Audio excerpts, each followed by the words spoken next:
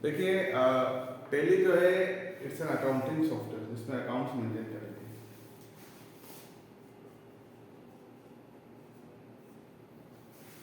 वर्तमान में जो सॉफ्टवेयर टैली का चलता है वो है टैली प्राइम।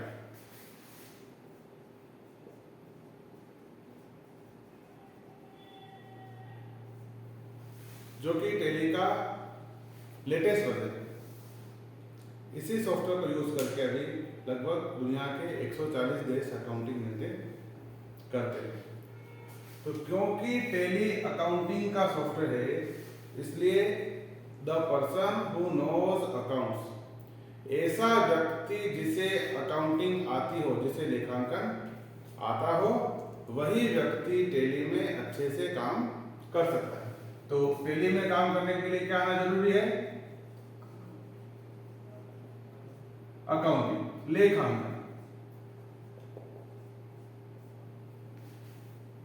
अब ऐसा क्यों? हमें तो टैली सीखना है, लेकिन अकाउंटिंग आना क्यों जरूरी है, क्यों आवश्यक है? इसके लिए हम छोटा सा उदाहरण, एक एग्जांपल लेते हैं। जैसे एक व्यक्ति है, वो व्यक्ति कैसा है?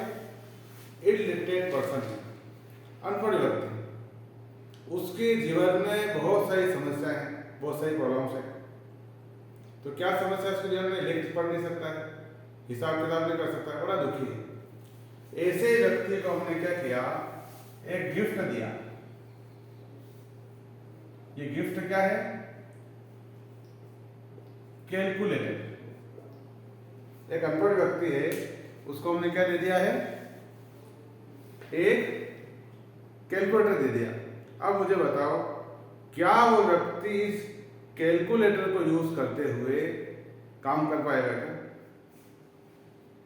ऋषिकेश तुम बताओ। कर पाएगा? व्यक्ति कैसा है? हाँ, उसको कैलकुलेटर दिया तो क्या काम कर पाएगा? नहीं कर पाएगा। क्यों नहीं कर पाएगा? क्योंकि इस कैलकुलेटर को चलाने के लिए भी एक ज्ञान की, एक नॉलेज की आवश्यकता होती है। वो नॉलेज क्या है? मैथ्स। क्या है? गणित आना चाहिए। ऐसा व्यक्ति जो कैलकुलेटर को उपयोग करना चाहता है, यूज करना चाहता है, उसको क्या जरूरी है? गणित आना जरूरी है। इस बात को एग्री करते हैं कि नहीं करते? तो tally is like a calculator. Tally भी क्या है? इस कैलकुलेटर की तरह ही एक मशीन है। जैसे कैलकुलेटर को यूज करने के लिए आपको गणित आने की आवश्यकता है, वैसे ही टैली में काम तभी किया जा सकता है जब आपको अकाउंटिंग या लेखांकन का नॉलेज हो। अब मन में सवाल बना, ये तो समझ में आ गया अपने को कि साहब टैली में काम करना है तो क्या आना चाहिए? अकाउंटिंग। अब मन में सवाल बना कि how much accounting knowledge required to operate the Tally. इस टैली में काम करने के लिए कितनी अकाउंटिंग अपने को आ जाए? अब अकाउंटिंग की बात करें तो कोई 11th पढ़ता है, कोई 12th पढ़ता है, कोई बीकॉम किया, किसी ने एमकॉम किया, किसी ने सीएस किया, कोई पीएचडी कर रहा है, कोई कुछ कर रहा है ना। तो कितनी अकाउंटिंग अपने को आ जाए? अब अकाउंटिंग का अपना अनुभव है नहीं, क्योंकि हमने नॉन कॉमर्स से बिना अकाउंटिंग सब्जेक्ट लिए पढ़ाई की है, कोई दिक्कत नहीं है। तो यही सवाल मैं अगर आपको यहाँ से करूँ, चलो अकाउंटिंग का तो अनुभव अपने को नहीं है, लेकिन क्या अपने को कैलकुलेटर चलाने का अनुभव है कि नहीं? ऋषिकेश कभी कैलकुलेटर चलाया आपने? हिमांशु चलाया है? तो मुझे बताओ, अगर यही सवाल यहाँ पे किया जाए, how much mathematics knowledge required to operate the calculator. Calculator को चलाने के लिए एक व्यक्ति को कितनी गणित आनी चाहिए? कितनी आनी चाहिए? थोड़ी बहुत। मतलब कितनी कितनी क्या क्या आना चाहिए? देख, तो एक व्यक्ति जो कैलकुलेटर चलाना चाहता है उसको देखो क्या आ जाए? एक तो नंबर आ जाए, 1 2 3 4 5 10 15 50, मतलब गिनती आनी चाहिए। दूसरा, उसको आना चाहिए इकाई, दहाई, सैकड़ा, हजार। ये उसको पता होना चाहिए। 100 कितना है, 1000 कितना है, 2000 कितना है, 50,000 कितना है, ये उसको पता होना चाहिए। तीसरा उसको चाहिए जोड़ बाकी गुणा भाग, plus minus division of multiplication, ये उसको आना चाहिए कम से कम। तो इसको हम कह सकते हैं एक ही शब्द में बेसिक मैथ्स, बेसिक गणित उस व्यक्ति को आ जानी चाहिए। ठीक बात है। तो हम बात कर रहे हैं मिनिमम रिक्वायरमेंट की, किसकी? कम से कम कितना आना चाहिए। और गणित में तो व्यक्ति 10th भी पढ़ता है, 11th 12th करता है, कोई बीएससी करता है, कोई एमएससी करता है, तो उतनी बात अपन नहीं कर रहे। हम बात कर रहे हैं कि एक व्यक्ति को कम से कम कितनी गणित आ जाए कि एक बार वो कैलकुलेटर चला सके। वैसे ही हम बात कर रहे हैं टैली में अपने को काम करना है, अकाउंटिंग आना चाहिए। तो हम बात कर रहे हैं मिनिमम रिक्वायरमेंट, कम से कम कितना अकाउंटिंग का नॉलेज एक व्यक्ति को हो जाए कि वो क्या कर सके, टैली में काम एटलीस्ट कर सके। तो यहां पर आना चाहिए आपको बेसिक अकाउंटिंग। बेसिक अकाउंटिंग अगर किसी व्यक्ति को आ जाए तो एक बार टैली में वो काम अच्छे से कर सकता है। तो जैसे बेसिक मैथमेटिक्स में हमने शामिल किया नंबर्स, जोड़ बाकी गुणा भाग, इकाई नहीं सैकड़ा, वैसे ही जब बेसिक अकाउंटिंग की बात करते हैं इसमें हम क्या शामिल करते हैं? General book, ledger, trial balance,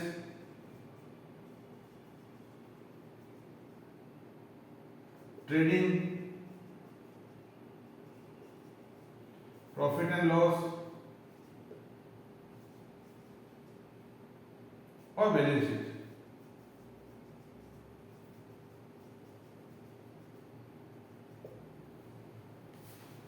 इसको हमने कहा बेसिक अकाउंटिंग। बेसिक अकाउंटिंग में क्या क्या शामिल किया? General book, ledger book, trial balance, trading account, profit and loss account and balance sheet. अच्छा, ये शब्द नए होंगे आपके लिए, आपने कोई कॉमर्स में पढ़ाई नहीं करी है, वो समस्या नहीं है, ये वोकैबुलरी आपके लिए नहीं है, तो उससे घबराना नहीं है। धीरे धीरे जैसे जैसे अपन सीखेंगे इसको तो ऑटोमेटिकली ये समझ में आने लगेगा। तो बेसिक अकाउंट में general book, ledger book, trial balance, trading, P and L, balance sheet. ठीक बात है। अब अगला सवाल बना कि इसकी क्वालिटी क्या हो। कैलकुलेटर चलाने के लिए बेसिक मैथमेटिक्स आनी चाहिए, टैली में काम करना है तो बेसिक अकाउंटिंग आना चाहिए। ठीक बात है, लेकिन अब कितना आना चाहिए, इसकी क्वालिटी क्या हो। अब आने की बात अलग होती है और क्वालिटी मेंटेन करना एक अलग विषय है। जैसे किसी क्लास में आपके साथ होगी 10th में, 11th में, 12th में, 8th में काफी सारे बच्चे पढ़ते होंगे, 30 जने होंगे, 50 होंगे, 60 होंगे, 70 होंगे। उन सभी को एक ही सिलेबस मिला है पढ़ने के लिए, एक ही फैकल्टी जिनको उनको पढ़ाया, उतना ही समय सबको मिला, उनका एग्जाम हुआ तो सबके पेपर भी सेम आया। लेकिन उनके रिजल्ट में आप देखेंगे तो एक व्यक्ति, एक लड़का ऐसा है जिसको 36% नंबर लाने में भी समस्या है, और एक है जो 92% ला करके भी दुखी है, क्योंकि उसको लगता था कि मेरे 90 लाने चाहिए थे, ये 6 नंबर मेरे बीच में से कहाँ पे मिस हो गए, वो दुखी है। और जिसको 36 नंबर लाना भी मुश्किल लग रहा था, उसके 34 आए, 2 नंबर का ग्रेस मिला, फिर भी खुश है कि साल नहीं बिगड़ा।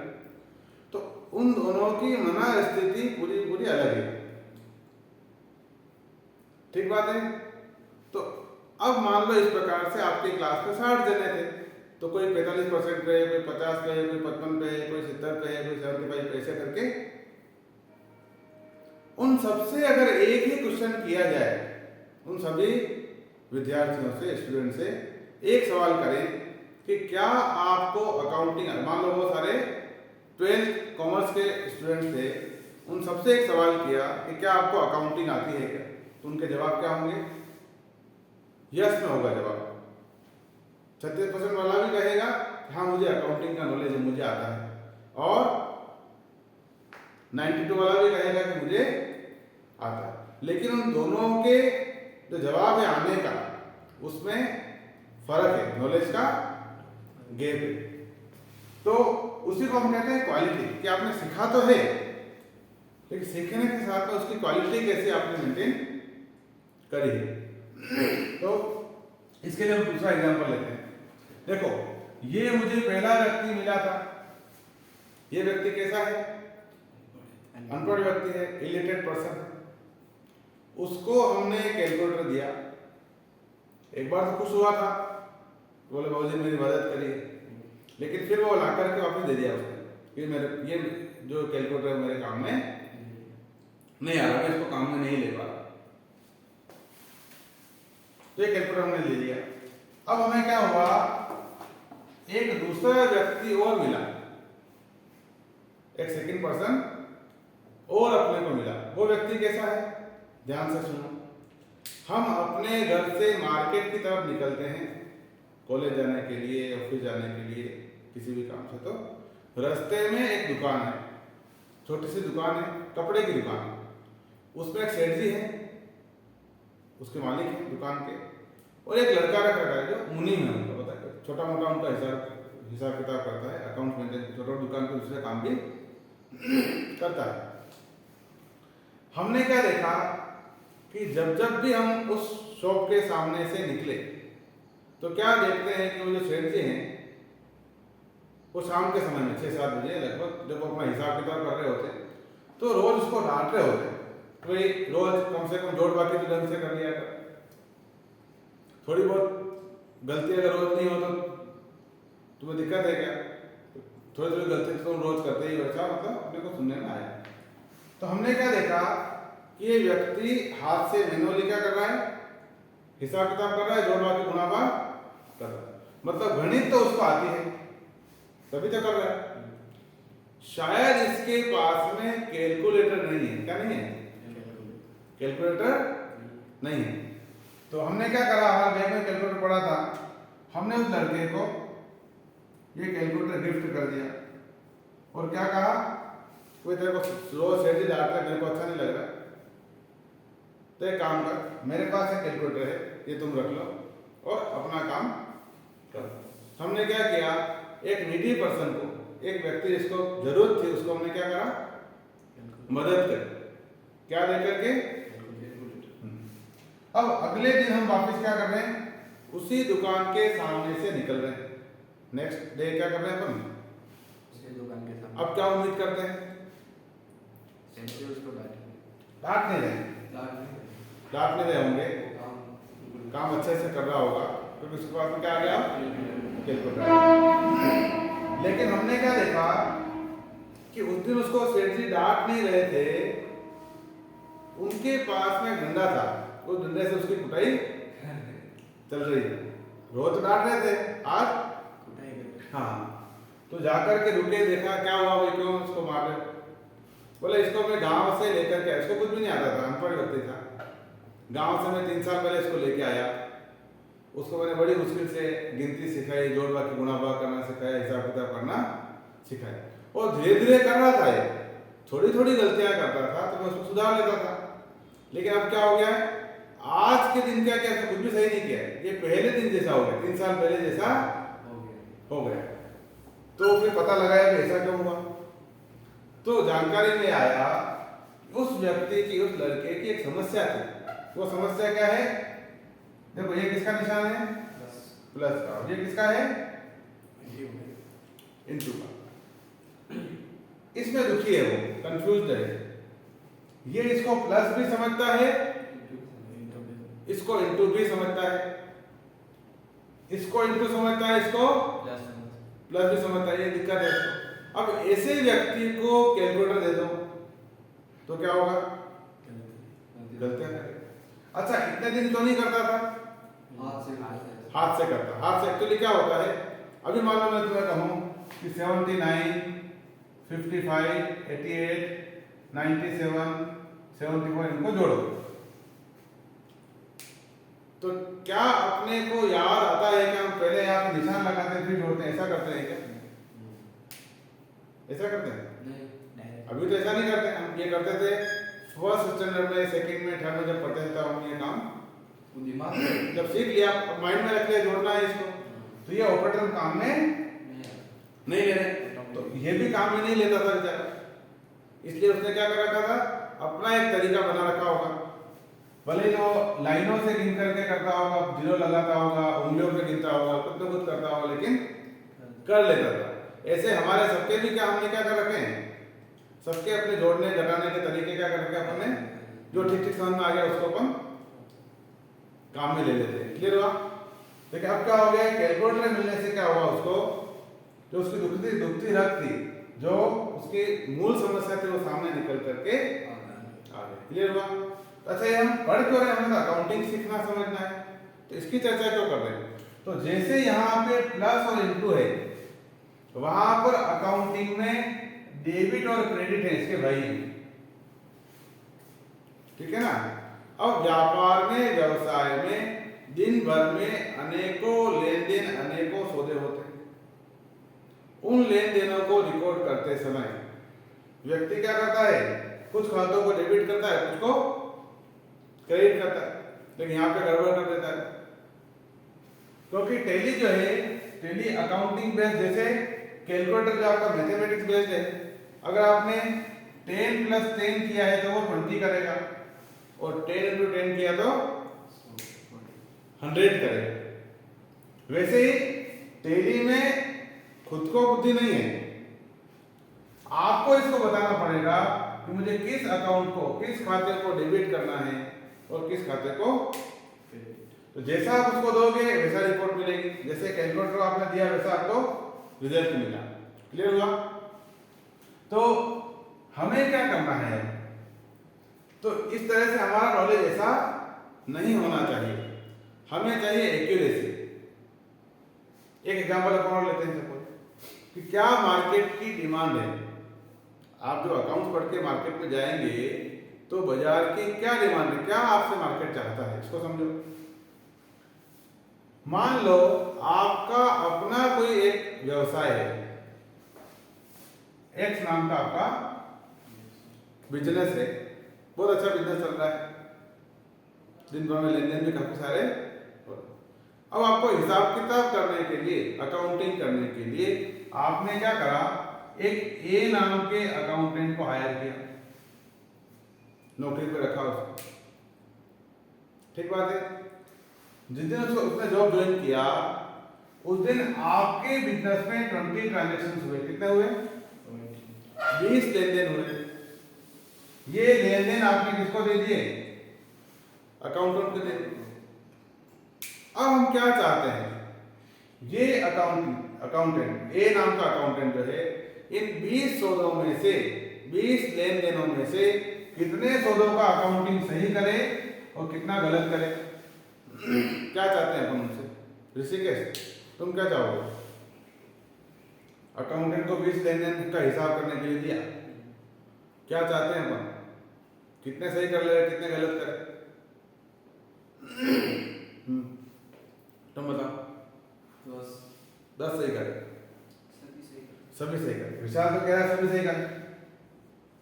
उसको पैसा किस बात का दे रहे हैं अपन? अकाउंटिंग करने का। कोई कहे अकाउंट, अगर मान लो तुम्हारे पास कोई अकाउंटेंट आया बोला साहब 20 लेने हो, 10 तो सही कर दूंगा और 10 गलत करूंगा,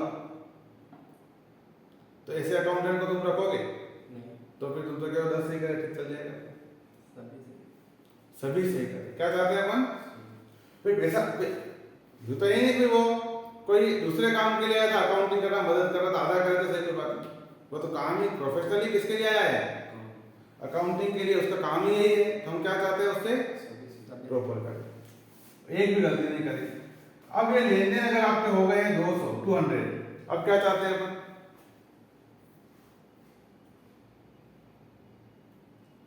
200 लेन देन आपके हो गए हैं, अब क्या चाहते हैं? इसमें से कितने सही करें, कितने गलत करें? ये अकाउंटेंट अगर रखा है इसको, तो 200 में 2 सही करे और 0 गलत करे। अब सौदे हो गए हैं 2000, तो क्या चाहते हैं अपन? बीइंग ए बिजनेसमैन ये चाहते हैं अपन। तो इसको हम कहते हैं क्वांटिटी एंड क्वालिटी। क्वांटिटी कितनी भी बढ़ जाए, क्वालिटी डाउन नहीं होना चाहिए। 100% एक्यूरेसी हमें क्या चाहिए? अगर हम अकाउंटेंट चाहते हैं, हम अकाउंटेंट रखेंगे, हम क्या चाहते हैं उससे? 100% एक्यूरेसी। तो पूरा काम है, जितना भी काम जिम्मेदारी दिया जाए पूरा सही करना है। क्लियर हुआ? ये है मार्केट की डिमांड। अब देखो समझो, अब ये ए नाम का व्यक्ति जो ये अकाउंटेंट नहीं है, ये मान लो बिजनेस